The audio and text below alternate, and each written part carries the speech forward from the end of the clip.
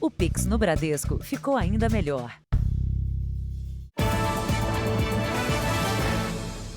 Boa noite. Boa noite. Um motorista invadiu o canteiro de uma rodovia, atropelou e matou pai e filha que praticavam corrida próximo ao aeroporto de Guarulhos, em São Paulo. O jovem de 19 anos não tem habilitação para dirigir. Ele também se recusou a fazer o teste do bafômetro. Estas são as últimas imagens da atleta amadora segundos antes do acidente. O pai não aparece na gravação, mas acompanhava a filha logo à frente. As câmeras também flagraram o carro em alta velocidade, atingindo o alambrado que divide as pistas. Jéssica, de 31 anos, e Álvaro, de 69, já haviam sido atropelados. Não houve tempo para o resgate. Pai e filha não se largavam, na vida e nos treinos diários. Ele era o treinador de Jéssica. Para os dois, não havia descanso nem no feriado. É o percurso que eles faziam quase todos os domingos, ela treinava aqui nesse mesmo lugar. Apesar de não ser atleta profissional, Jéssica conquistou troféus e medalhas em corridas de rua. Era mais uma manhã de treino da atleta no canteiro central desta rodovia, que dá acesso ao aeroporto de Guarulhos. O motorista em alta velocidade perdeu o controle da direção, bateu em 2 postes e atingiu as vítimas. Quem conduziu o veículo era o soldado do Exército João Vitor Carvalho, de 19 anos, que não tem habilitação para dirigir. O militar voltava de uma festa na casa de um amigo. Logo depois do acidente, ele teria dito a um policial rodoviário federal que ingeriu bebida alcoólica.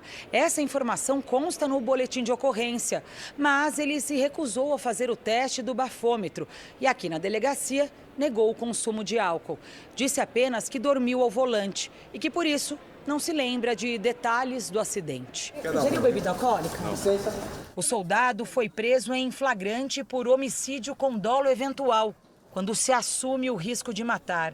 Os 2 postes que foram derrubados, eles foram arrancados do solo. Então isso a gente consegue constatar de que o veículo estava em alta velocidade no momento que atingiu o pai e a filha. Mas ele não se recorda exatamente dos detalhes, né? Quando ele acordou, quando ele visualizou, ele já tinha batido. João Vitor foi levado para o batalhão do Exército, onde vai ficar preso até a audiência de custódia, que acontece amanhã. O velório das vítimas vai ser no mesmo dia. Minha sobrinha tinha uma vida pra frente ainda, nova, conquistando as medalhas dela. Meu coração tá partido. Veja agora outros destaques do dia. Técnicos não identificam danos na ponte Rio-Niterói após colisão de navio. Feriado da República engrossa manifestações em várias cidades contra o resultado das eleições. Conferência do Clima está repleta de jatos particulares que contribuem para o aquecimento global. Deputado pede que Procuradoria-Geral da República investigue viagem de Lula em jatinho de empresário. Tensão cresce no leste europeu, com relatos de que mísseis russos teriam atingido a Polônia. Neymar faz o primeiro treino com a seleção na preparação para a Copa. Na série especial, as marcas que não cicatrizam 30 anos depois do sequestro e assassinato de uma criança.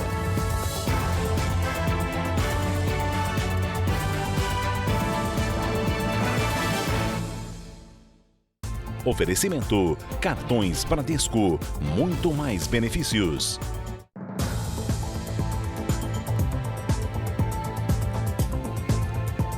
Duas turistas goianas encontraram uma câmera escondida no apartamento que alugaram para uma temporada no Rio de Janeiro. O equipamento estava apontado para uma cama. Já era o 7º dia de viagem quando a Júlia desconfiou de uma luz no alto do armário. Eu conversando com ela, deitada na cama, eu olhei para cima da porta de entrada do quarto, né, do armário, e vi uma luzinha brilhando. A câmera estava escondida dentro de uma saída de ar. Ó, aqui, câmera, apontando pro quê? Cama de casal. Foi uma sensação total de nudez, assim, eu me senti nua no meio da rua. Foi a sensação. Eu relacionei total, assim, com estar nua. O apartamento nesse prédio na praia de Copacabana, zona sul do Rio, foi alugado em uma plataforma digital. A plataforma permite que os proprietários coloquem câmeras de segurança nos imóveis, mas quem aluga precisa saber disso antes. A informação tem que estar claramente divulgada nos anúncios. Já no caso de banheiros e quartos, aí não importa qual seja a política do site ou da imobiliária. Qualquer tipo de dispositivo de gravação é proibido. O dono do apartamento pode responder por registro não autorizado de intimidade, com pena de 6 meses a 1 ano de prisão. A plataforma, ela vive disso, ela ganha dinheiro com isso, então ela tem que ser responsabilizada, sim. As vítimas, elas podem tanto acionar a plataforma, tanto os proprietários. Esse não é um caso isolado. Na semana passada, um publicitário que havia alugado um apartamento em Campinas, no interior de São Paulo, pelo mesmo site, encontrou uma câmera escondida dentro de um relógio digital. Olhando assim, não tem nada. Joga a luz do celular e ela aparece. E esse relógio estava bem em frente à cama. A plataforma disse que desativou os anúncios e suspendeu os perfis dos donos enquanto avalia o que aconteceu. Júlia e Ana registraram um caso na polícia, que abriu uma investigação. Assustadas, elas decidiram voltar mais cedo da viagem. Muitas pessoas chegaram e nos disseram que existem grupos em dark web, que esses vídeos são comercializados. Tomar cuidado, porque eu não desejo a ninguém a sensação que foi tudo que nós passamos. O acidente com um navio que bateu na ponte Rio-Niterói chamou a atenção para o excesso de embarcações abandonadas na Baía de Guanabara, no Rio de Janeiro. São mais de 150. A ponte só foi totalmente liberada para os carros depois de 12 horas com interdições. Ela é a principal ligação da capital fluminense às cidades da região metropolitana e da região dos lagos. A importante via ficou totalmente fechada nos 2 sentidos por mais de 3 horas. Um motorista que passava pelo local se assustou com a proximidade da embarcação e registrou o momento exato da batida. Com pouco mais de 13 quilômetros de extensão, a ponte Rio-Niterói é a maior da América Latina. Recebe cerca de 150 mil veículos por dia e atravessa a Baía de Guanabara, onde atualmente há mais de 150 embarcações abandonadas. No caso do navio São Luís, ele estava há 6 anos ancorado, próximo ali à ponte Rio-Niterói. Ele, inclusive, dispõe de uma autorização da Marinha para estar naquele ponto, em função de um litígio judicial. Segundo a Marinha, o navio não oferecia riscos na navegação, mas a âncora da embarcação acabou oxidando e rompeu. As condições climáticas dos últimos dias, com ventos fortes, teriam feito o navio abandonado se deslocar até atingir 3 pilares da ponte. A Marinha abriu um inquérito para apurar o acidente. A última viagem feita pelo navio foi em 2016, quando saiu de Porto Alegre para o Rio de Janeiro. Mas a embarcação entrou em disputa judicial e foi definido que ficaria atracada na Baía de Guanabara até a situação ser resolvida na justiça. Um vídeo registrou rebocadores movendo a embarcação São Luís depois da colisão com a ponte. De acordo com a concessionária responsável pela ponte, a estrutura não foi afetada. Para este oceanólogo, o acidente poderia ter consequências muito piores e serve de alerta. Existe uma falha. Não se sabe o que fazer com o navio quando se perde a utilidade, quando perde a eficácia econômica. Isso é um alerta de como nós não sabemos gerir os ecossistemas costeiros. Mais cedo ou mais tarde os problemas vão aumentar e as consequências vão ser muito piores. Vamos agora à Conferência do Clima que acontece no Egito, na COP27. O presidente do Senado, Rodrigo Pacheco, defendeu que o Ministério do Meio Ambiente tenha um orçamento maior para combater o desmatamento. O presidente eleito, Luiz Inácio Lula da Silva, teve reuniões fechadas com representantes da China e dos Estados Unidos. O dia começou mais uma vez com manifestação. Nomeada embaixadora da Amazônia pelo Instituto de Pesquisa Ambiental da região, a cantora Fafá de Belém falou em nome das comunidades brasileiras. Pedindo investimentos, mas olhando a gente, olhando o que esse povo precisa. Olhando cada segmento dessa comunidade precisa. O presidente eleito, Luiz Inácio Lula da Silva, passou o dia no hotel e conversou com representantes da China, dos Estados Unidos e com o presidente do Egito. Jornalistas não tiveram acesso às reuniões. A primeira fala oficial dele está prevista para amanhã e sinalizará como o próximo governo vai abordar as questões do desmatamento e da energia limpa. A Confederação Nacional da Indústria compartilhou aqui em Sharm el-Sheikh iniciativas do setor produtivo no Brasil para reduzir os gases de efeito estufa. O presidente da CNI, Robson Andrade, destacou que atualmente as fontes renováveis têm uma participação de quase 45% na matriz energética brasileira e que o país pode elevar esse percentual por meio da produção de hidrogênio e da instalação de parques eólicos em alto mar. Felizmente, o Brasil reúne as condições necessárias para ser um dos líderes do esforço global que busca a superação dessas adversidades e a transição para a economia de baixo carbono. O presidente do Senado defendeu que o país providencie um incremento no orçamento do Ministério do Meio Ambiente como forma de reforçar as ações de preservação e fiscalização de biomas como o Pantanal e a floresta amazônica. Rodrigo Pacheco classificou o desmatamento ilegal como uma chaga e lembrou que o Brasil tem grandes desafios no exterior. Nós buscamos no Brasil uma recuperação de imagem. Não há dúvida que nós temos problemas de imagem relativamente a esse problema do desmatamento ilegal, que é um problema de criminalidade, de marginalidade. Não significa que não tenhamos leis, não significa que não tenhamos órgãos próprios para o combate a esse tipo de delito, mas é preciso recuperar essa imagem. O ministro do Meio Ambiente, Joaquim Pereira Leite, criticou hoje na COP27 a redução de gases do efeito estufa, que para ele é extremamente forçada. Em lugar disso, o ministro afirmou que a política ambiental deve ser baseada na geração do que chamou de emprego verde. Sem citar nomes, ele criticou filântropos, líderes e empresários que foram ao Egito de jatinhos particulares, nas palavras do ministro, desconexos da realidade de diversas regiões do Brasil e do mundo. O deputado Biratã Sanderson, do PL Gaúcho, pediu à Procuradoria-Geral da República que investigue a viagem do presidente eleito Luiz Inácio Lula da Silva ao Egito, no jato particular de um empresário. Segundo o parlamentar, o objetivo seria proteger o país e um dos argumentos é que tanto Lula quanto o empresário José Seripieri Júnior têm passagem criminal por corrupção. A assessoria do presidente eleito disse que o avião não foi emprestado porque o empresário viajou junto com o presidente eleito. Procurado, o empresário não se manifestou. Manifestantes protestam há vários dias contra a emissão de poluentes gerada por aviões de pequeno porte. Eles são usados por alguns líderes mundiais para chegar justamente à Conferência do Clima no Egito, organizada pela ONU. Na era do aquecimento global, o céu deveria ter um limite. Mas não foi o que se viu nos arredores de Sharm el-Sheikh, no Egito, onde acontece a Conferência da ONU sobre Mudanças Climáticas. A rede de televisão britânica BBC usou dados de um site que monitora o tráfego aéreo e divulgou que pelo menos 100 aeronaves particulares chegaram à cidade para a COP27. Já o jornal The New York Post publicou que autoridades egípcias confirmaram que 400 jatinhos chegaram para o evento. A presença de líderes mundiais que usam aeronaves para ir ao encontro foi motivo de protestos em aeroportos pelo mundo.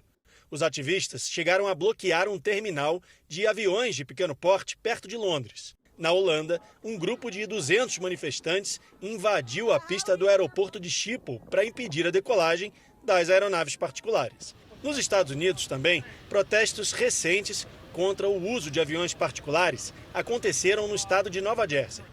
Os ativistas criticam as viagens internacionais em aviões particulares para a COP27, um evento que discute justamente como reduzir a poluição para salvar o planeta.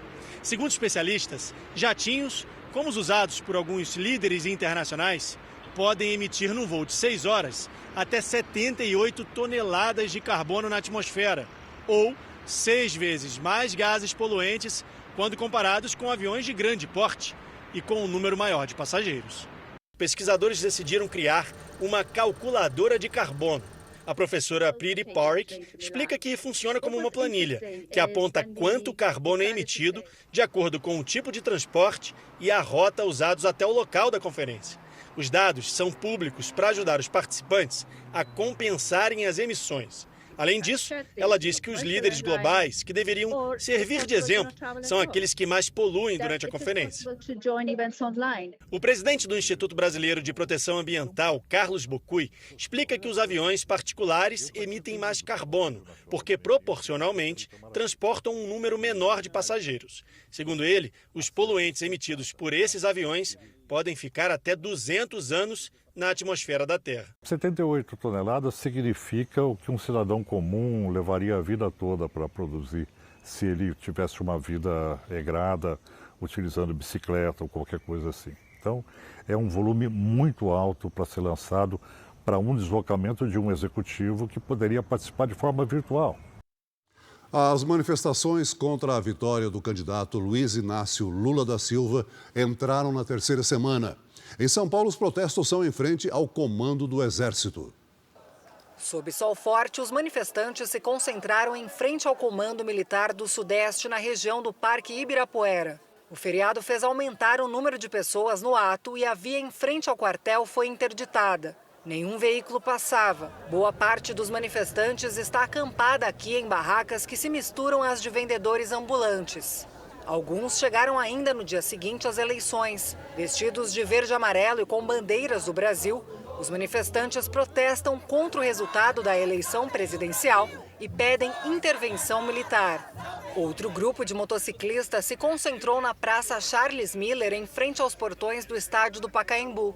De lá, eles seguiram pelas ruas da cidade numa motociata. Depois, os motociclistas vieram se juntar aos manifestantes em frente ao quartel do Comando do Exército. O local ficou lotado.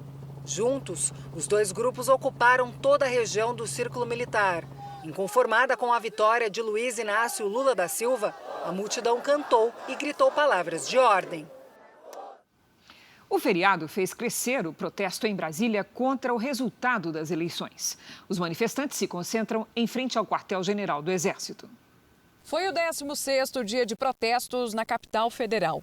Hoje, manifestantes de vários estados vieram até a cidade, que registrou a maior concentração do país. A ideia dos organizadores foi dividir os grupos. Uma parte permaneceria em frente aos quartéis generais nos estados e a outra viria aqui para Brasília. Por isso, o bloqueio da esplanada dos ministérios precisou ser ampliado. A manifestação está a quase 6 quilômetros do centro da capital. As pessoas acampam em frente ao quartel-general do Exército e hoje enfrentaram chuva forte durante a tarde. Mas, mesmo assim, seguiram com a manifestação. No Rio, uma multidão se reuniu em frente ao Comando Militar do Leste, no centro. Do alto, deu para ver o tamanho do protesto. Com um carro de som, as pessoas protestaram contra o resultado da eleição presidencial. Também houve protesto em Belo Horizonte, na Avenida Rajagabalha, na região oeste. Nem a chuva espantou quem foi ao local. Em Goiânia, os manifestantes ficaram em frente à Vila Militar, no setor Guanabara. Em Santa Catarina, foram registradas manifestações em diversas cidades do interior, como Chapecó, Criciúma, Blumenau e Joinville, onde caminhões com bandeiras do Brasil se juntaram aos manifestantes. Na capital, Florianópolis, mesmo sob sol forte, a concentração foi em frente a um batalhão de infantaria do Exército. Durante todo o dia, manifestantes chegaram para o ato. Em Porto Alegre, foi levada uma bandeira enorme do Brasil ao protesto em frente ao Comando Militar do Sul. Em Salvador, as pessoas se reuniram em frente ao comando da 6ª Região Militar. E no Recife, ficaram em frente ao Comando Militar do Nordeste. Com bandeiras do Brasil, eles ocuparam o acostamento da BR-232. O general da reserva, Eduardo Vilas Boas, defendeu hoje as manifestações contra a vitória de Lula nas eleições. O militar afirmou que, abre aspas, com incrível persistência, mas com ânimo absolutamente pacífico, pessoas protestam contra os atentados à democracia, fecha aspas. Disse ainda que os atos são sobre dúvidas no processo eleitoral. O presidente Jair Bolsonaro teve um compromisso oficial neste feriado. Ele recebeu o ministro da Casa Civil, Ciro Nogueira, no Palácio da Alvorada, residência oficial da presidência. Durante a manhã, o presidente também se encontrou com o filho, o senador Flávio Bolsonaro. E à tarde conversou com o ex-ministro General Braga Neto. Nenhum deles falou com a imprensa. O Ministério Público Federal do Rio de Janeiro pediu o afastamento por 90 dias e a condenação por improbidade administrativa do diretor-geral da Polícia Rodoviária Federal, Silvinei Vasques. Ele teria usado o cargo para favorecer a candidatura à reeleição do presidente Bolsonaro durante o período eleitoral. Até o momento, a Polícia Rodoviária Federal não comentou o caso. Veja a seguir, Neymar faz primeiro treino com seleção brasileira na preparação para a Copa. E veja também, consumo exagerado de remédios sem indicação médica preocupa os profissionais.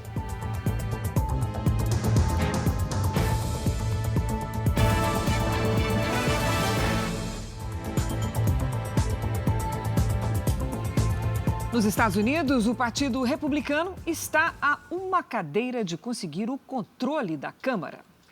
No momento, os republicanos têm 217 deputados eleitos contra 206 democratas. É preciso ter 218 para obter a maioria.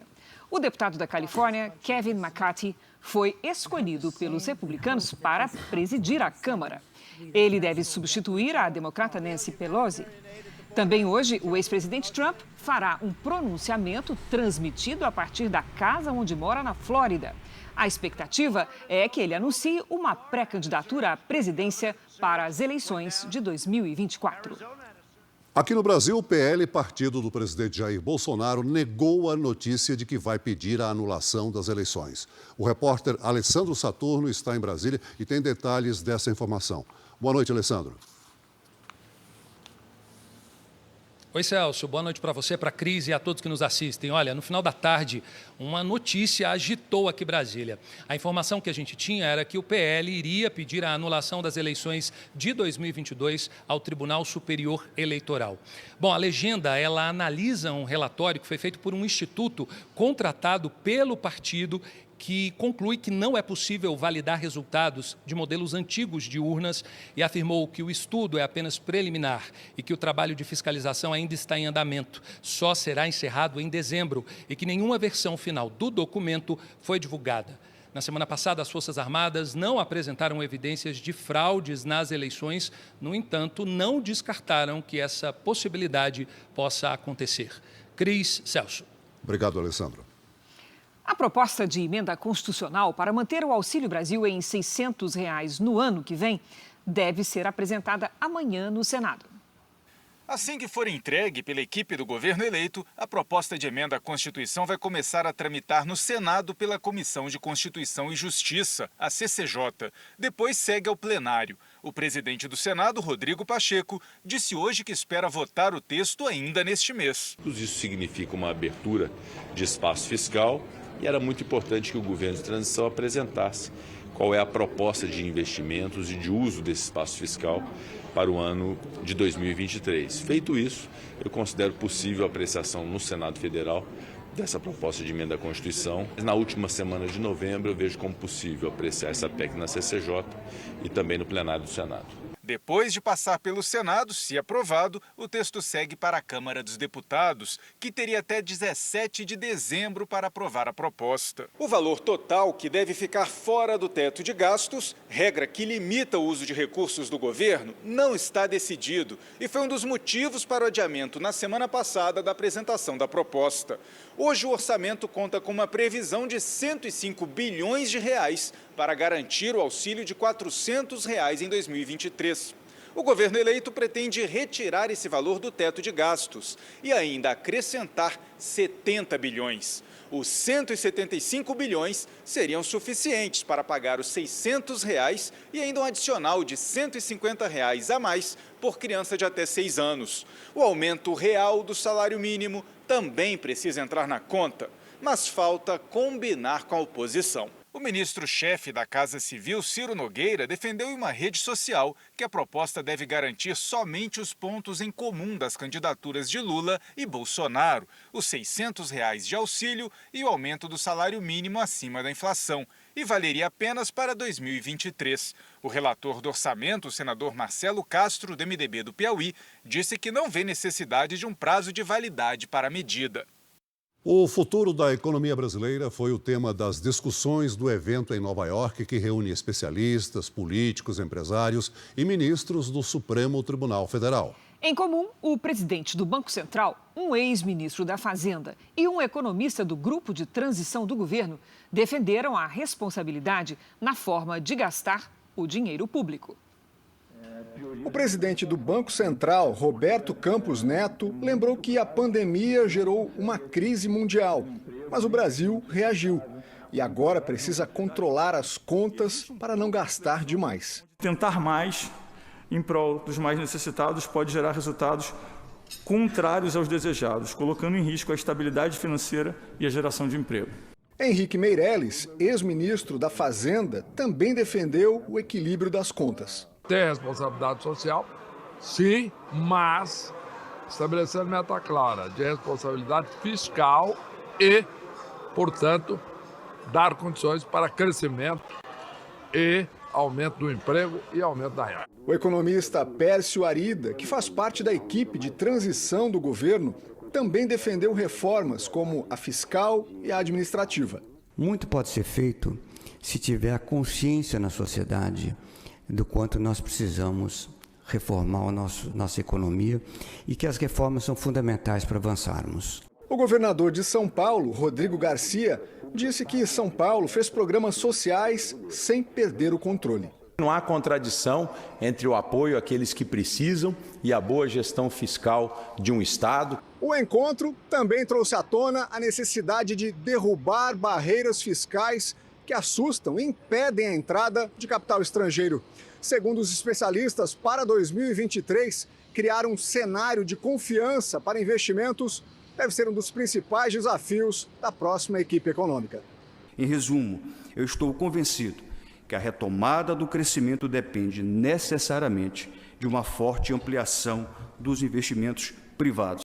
O empresário Rubens Ometo, do setor de energia, cobrou do novo governo a definição da equipe econômica. Seja logo anunciado para que a gente tenha mais certeza que todas essas recomendações sejam levadas em conta. Pelo segundo dia, manifestantes abordaram o presidente do Tribunal Superior Eleitoral, Alexandre de Moraes, com perguntas sobre possíveis violações das urnas eletrônicas. O senhor vai deixar o código-fonte ser exposto? O ministro Luiz Roberto Barroso, que vinha logo atrás, respondeu ao manifestante. Perdeu, mané, numa mola. Vamos falar agora de saúde? A alta no consumo de remédios tem preocupado os profissionais do setor. Segundo o Sindicato da Indústria Farmacêutica, nos últimos 12 meses, a venda de medicamentos aumentou 9%. Muitas vezes, as doses são tomadas sem indicação médica, ou mesmo acima do recomendado. Já são 3 anos de tratamento para a depressão, com altos e baixos. Foi numa noite difícil, buscando um alívio, que ela exagerou na dose do remédio para a insônia. Comecei a disparar um monte de mensagem para meu ex-marido, para amigos, para família, dizendo que eu tinha tomado um monte de remédio e que eu ia pagar. Socorrida em casa pelo irmão, ela passou 2 dias numa UTI. Poderia ter morrido. Eu poderia hoje não estar aqui falando com você. Especialistas dizem que o abuso de remédios preocupa. E não só por pacientes que precisam da medicação e exageram na dose, mas também por relatos de medicamentos usados sem indicação. Por exemplo, substâncias para o tratamento de déficit de atenção por pessoas que não têm o problema. Isso acabou se espalhando por alguns profissionais do mercado financeiro, pessoas que estão estudando para provas, para concursos públicos, para conseguir, acho que, ter um foco maior, para ficar atenta por um período maior de 12 horas. O objetivo pode ser um estímulo naquele momento para ter um resultado melhor no trabalho, nos estudos ou por diversão. E aí, sem orientação médica, sem noção de efeitos colaterais, a pessoa decide repetir a dose, usar outras vezes, sem perceber que pode estar no caminho da dependência. Os remédios para tratamento de estresse e dor que esse jovem tomava para ter uma sensação de euforia são de venda controlada. Mas ele comprava as receitas no mercado clandestino. O difícil é conseguir o carimbo, mas eu também tinha um amigo que tinha o carimbo. A gente ia junto na farmácia e fazia a compra dos remédios, dos medicamentos. Durante 3 anos, ele foi usando doses cada vez mais fortes. Se tornou dependente. Está internado hoje numa clínica para reabilitação, depois que teve um surto psicótico. Eu sempre achava que tinha alguém atrás de mim, alguém querendo fazer alguma coisa para mim, para minha filha, para minha família. E nesse momento foi quando eu já percebi que meu cérebro já tinha sido afetado pelo medicamento. Quem já sofreu pelo abuso de remédios sabe o quanto esse comportamento é perigoso. Hoje eu penso que eu nunca mais quero encostar num remédio aleatório e também nunca mais abusar de medicamento nenhum. Um temporal atingiu o Distrito Federal na tarde de hoje e causou transtornos em várias regiões. A tempestade durou cerca de 2 horas e deixou algumas ruas completamente alagadas. Vários motoristas se arriscaram a passar pelas vias inundadas. Alguns veículos ficaram ilhados. A água também invadiu casas e garagens de prédios. A velocidade do vento ultrapassou 50 km por hora e foi capaz de derrubar este poste. As regiões mais afetadas foram São Sebastião, Jardins, Mangueiral e Noroeste. Em uma única estação do Instituto Nacional de Meteorologia, foram registrados 68 milímetros de chuva. A terça-feira foi de tempo seco no sul e muita chuva em algumas áreas do sudeste e do norte do país. Hora da gente conversar com a Mariana Bispo. Oi, Mari, sempre no plantão aqui conosco. Como é que vai ser o tempo nos próximos dias? Boa noite. Conto para vocês, Cris. Muito boa noite para você. Boa noite, Celso. Boa noite a todos que nos acompanham. De olho aqui no nosso satélite, a gente já consegue ver muitas nuvens no centro-norte do Brasil. Além da frente fria que atua no sudeste, um corredor de umidade que vai até o norte do Brasil forma nuvens de chuva. No Amazonas, no Acre e também do Rio de Janeiro ao Pará, risco de tempestades com ventania. No Espírito Santo, muita atenção. A chuva pode ser volumosa e causar alagamentos e também deslizamentos de terra. Na metade sul do Brasil, o tempo seco prevalece. A umidade relativa do ar fica abaixo dos 30%, principalmente no interior de São Paulo, do Rio Grande do Sul, do Paraná e também de Santa Catarina. Nada de chuva nessa faixa em amarelo aqui no nosso mapa, que vai desde o Mato Grosso do Sul até o Rio Grande do Sul e também desde o Amapá até Sergipe. Em Porto Alegre, sol amanhã com 31 graus. No Rio de Janeiro, chuva forte pela manhã à tarde, tempo seco. Faz 27. Em Cuiabá, calor de 36 graus. Em Teresina, Teresina deve ter o dia mais quente até agora, calorão de 38 graus. Na capital paulista, sol e temperaturas amenas nos próximos dias, máximas entre 23 e 26 graus. Tempo Delivery. Nós começamos pela cidade de Cacoal, em Rondônia. Atendemos o pedido do Emanuel. Perfeito, Emanuel. Obrigada pela participação. Aí na sua cidade, sol, calorão e pancadas de chuva no fim da tarde nos próximos dias, viu? A máxima chega a 36 graus. Agora é a vez do Sérgio de Campo Belo, Minas Gerais. Campo Belo, Minas Gerais, ele mandou até uma foto do pôr do sol. Obrigada pela participação, Sérgio. Aí na sua cidade, dias abafados e com chuva no fim da tarde. Máximas entre 26 e 28 graus. Você já sabe que previsão personalizada para qualquer cidade do Brasil e também do mundo é aqui no nosso Tempo Delivery. Então mande seu pedido pelas redes sociais com a hashtag #VocêNoJR que a gente responde. Cris, Celso. Obrigada, Mari. Até amanhã, Mary. Até amanhã. Conexão Catar. No segundo dia de preparação para a Copa, Neymar treinou pela primeira vez e o técnico Tite teve todo o elenco à disposição. A felicidade de jogar a terceira Copa do Mundo que contagia todo o elenco. Hoje, Neymar conseguiu participar do treinamento em Turim, na Itália. O zagueiro Marquinhos, que desfalcou o Paris Saint-Germain no domingo por causa de um desconforto muscular, Apareceu mais tarde e só correu em volta do campo. Mas o departamento médico não vê motivo de preocupação e aproveita a estrutura da Juventus para deixar o atleta 100% para a Copa. Além das instalações, a Juventus cedeu 3 jogadores para a seleção brasileira. O zagueiro Bremer e os laterais Alexandro e Danilo. Os 2 prováveis titulares da equipe de Tite. Cada um de um lado do campo, mas com um entrosamento que vai além do gramado. Para mim, falar do Alexandre é muito fácil, assim, né? A gente tem uma amizade desde 2010, quando a gente conheceu no Santos, e só foi crescendo, né? E a gente nunca deixou de se falar. E para mim é um orgulho, assim, chegar a uma Copa do Mundo com o Alexandre, né? Que é mais do que meu amigo, assim. Uma felicidade a mais para Danilo, que aproveita a boa fase depois de sofrer uma lesão na Copa de 2018. Esse momento eu me encontro muito preparado, eu diria, emocionalmente, tecnicamente, fisicamente, para poder estar na seleção brasileira. Não posso fazer nada menos do que estar feliz, estar satisfeito e dar o meu máximo em cada momento aqui dentro para poder devolver isso. Mesmo sem entrar em campo, eles são fundamentais na preparação dos atletas. Os massagistas da seleção, Celso, têm um papel importante no dia a dia dos jogadores. E o trabalho desses profissionais pode fazer a diferença na hora da vitória.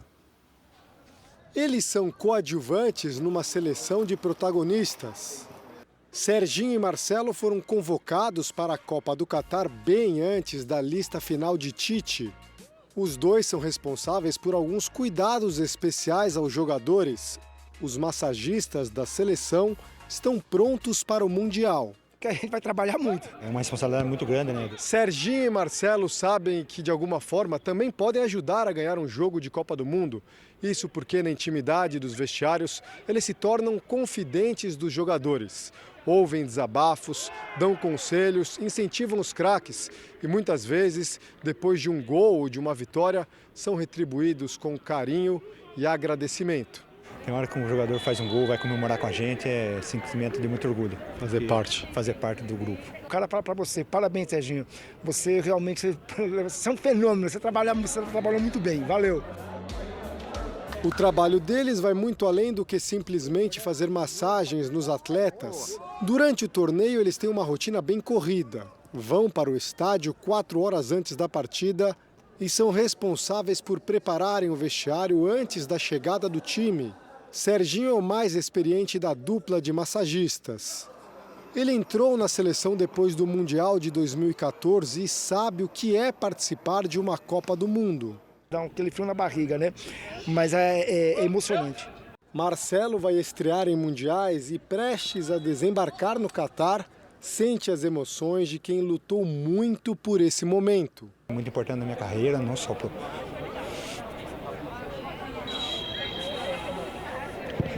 Está emocionado? Profissional, mas como pessoal também, né? É um orgulho da minha família, de todas as pessoas que convivem comigo, sabe quem eu sou, a pessoa que eu sou e tudo que eu passei para chegar aqui. Veja a seguir. Sobe a tensão no leste europeu após relatos de que mísseis russos atingiram a Polônia. E ainda hoje, o caso Miriam, o drama de uma mãe que convive há 30 anos com a dor de perder a filha assassinada.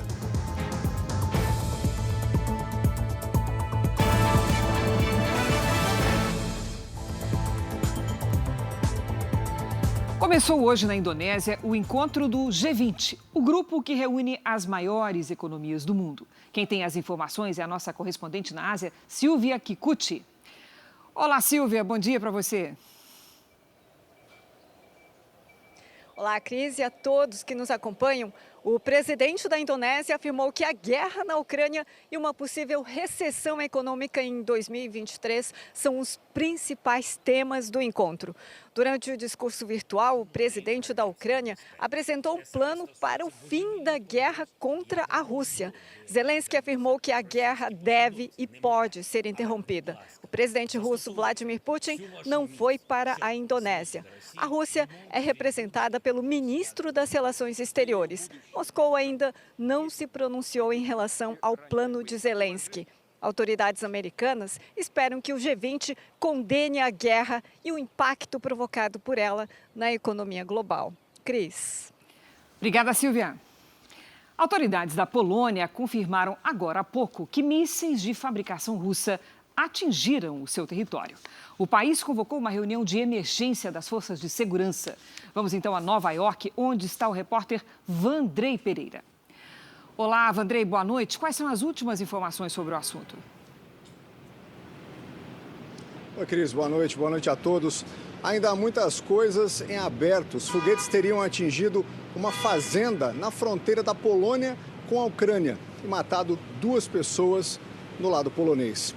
O Pentágono, o Departamento de Defesa americano, afirmou que está investigando os relatos que ainda não foram confirmados. O presidente da Ucrânia, Volodymyr Zelensky, acusou a Rússia de causar uma escalada do conflito. O governo russo nega o ataque e disse que as acusações são uma provocação. A Polônia faz parte da OTAN, aliança militar que reúne 30 países, incluindo os Estados Unidos. Pelas regras do grupo, qualquer país atacado deve ser defendido por todos os outros. Cris, Celso. Obrigada, Vandrei. O possível ataque a uma cidade polonesa acontece no dia em que a Rússia disparou cerca de 100 mísseis contra o território ucraniano. O foco esteve na infraestrutura de energia.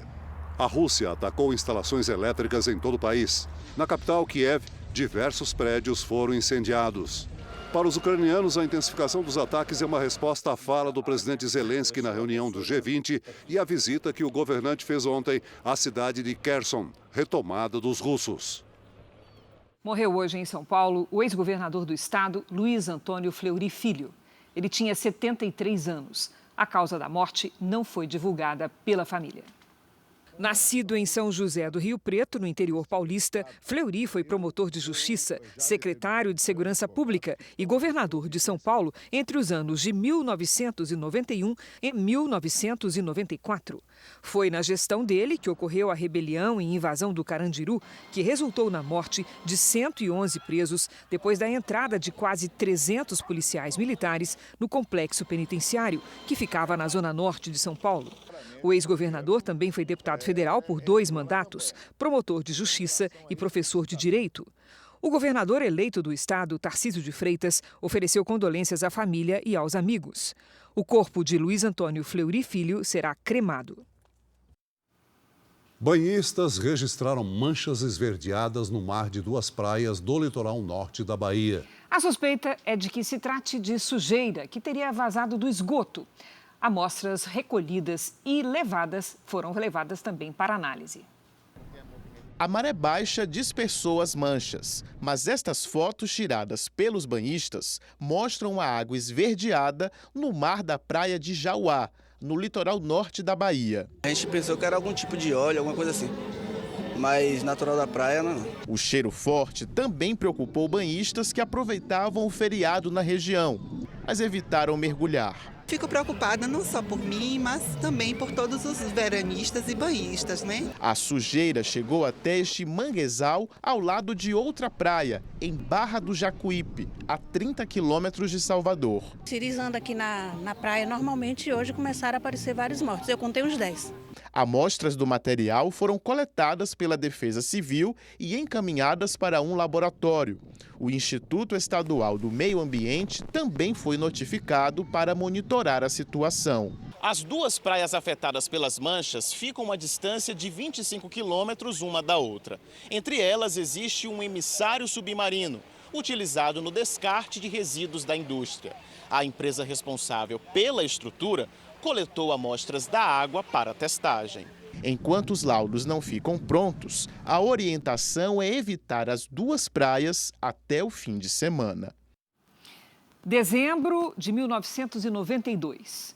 Há 30 anos, em meio a uma onda de sequestros, uma menina foi covardemente assassinada depois de ser levada da família em Minas Gerais. Na reportagem de hoje da série especial, o Jornal da Record relembra o caso Miriam. A história deixou sequelas numa mãe que, até hoje, resiste ao sentimento de vingança.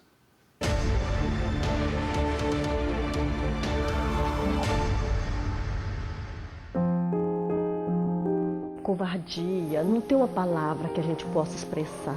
Tamanha crueldade. Como não temos o corpo da Miriam? Como? A dúvida é se ela estava viva ou morta. Ou morta quando foi colocada dentro da fogueira. Errei, sim. Paguei por esse erro.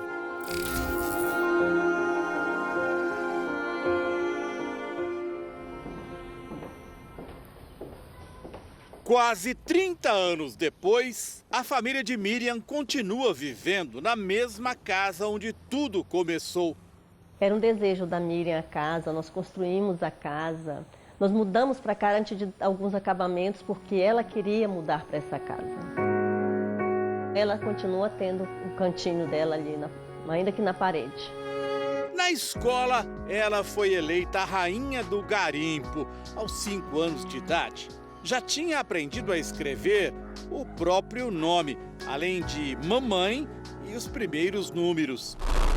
A casa de onde Miriam foi sequestrada hoje se transformou em uma fortaleza, com muros altos, cerca elétrica. A gente fica com medo. Os irmãos que sequestraram Miriam, William e Wellington foram condenados a 32 e 21 anos de cadeia. A menina foi levada para a casa dos pais deles, que estavam viajando. A pena de William foi maior, porque foi ele quem usou éter para fazer Miriam perder os sentidos.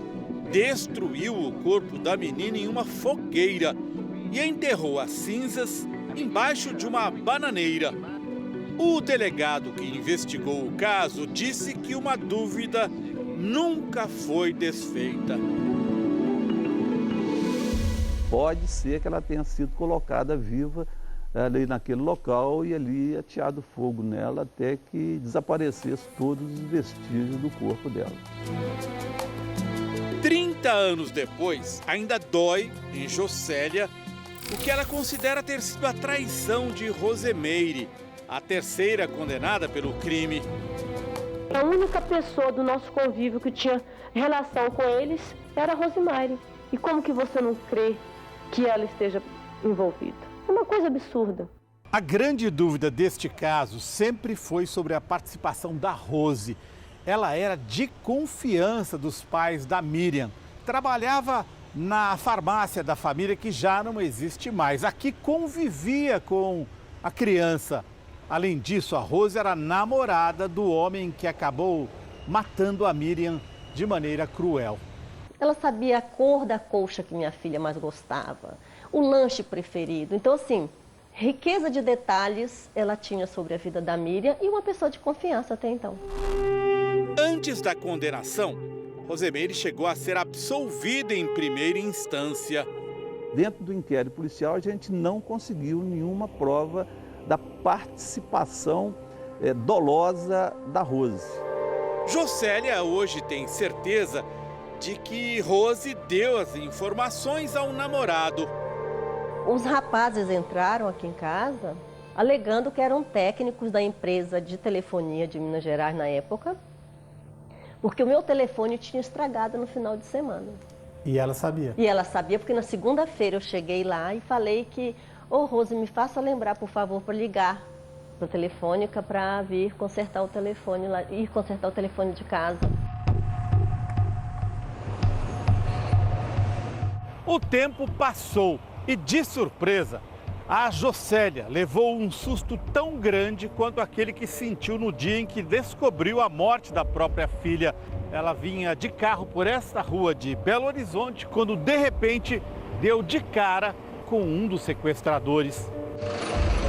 Eu paro no sinal, a pessoa que está no passeio era o Wellington. Meu queixo batia, minhas mãos.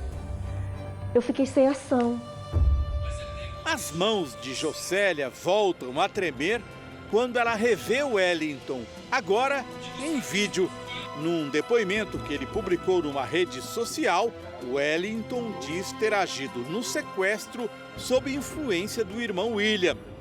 O assassino de Miriam matou a menina porque ela chorava e poderia chamar a atenção dos vizinhos. Você ajudou a matar a menina? Não. Está muito claro nos autos, está muito claro por todos os investigadores que fizeram, né, que a minha participação, ela não tem nada a ver do que colocam, do que às vezes as pessoas aparecem na mídia dizendo, falando.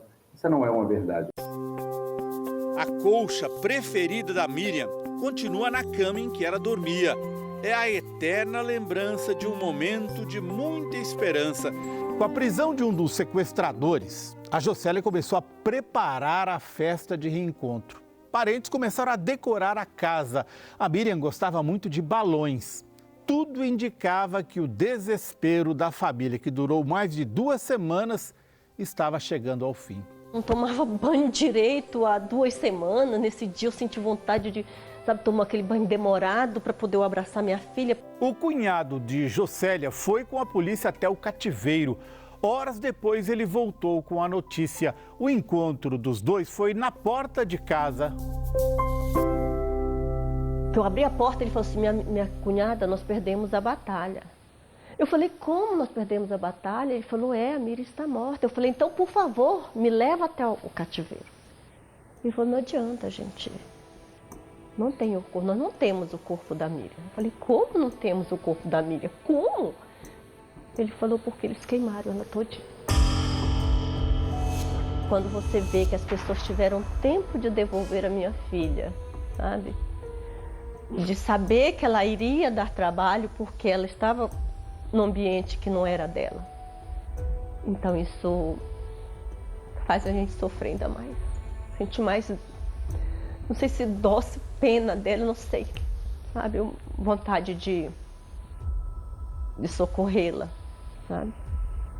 O momento mais emocionante. Em 22 de dezembro deste ano, o sequestro de Miriam Brandão completa 30 anos. Jocélia diz que conseguiu resistir ao desejo de vingança. Tive pessoas que me ofereceram para matá-los e eu nunca aceitei isso. Falava, não vou me igualar a essas pessoas. O tempo passa, sabe? Eu tive mais 2 filhas, mas é insubstituível.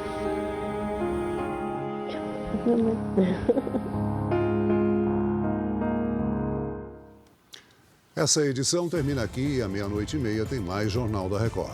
Fique agora com Reis. E logo após Amor Sem Igual, tem Formação da Roça, ao vivo, em A Fazenda. Boa noite. Boa noite.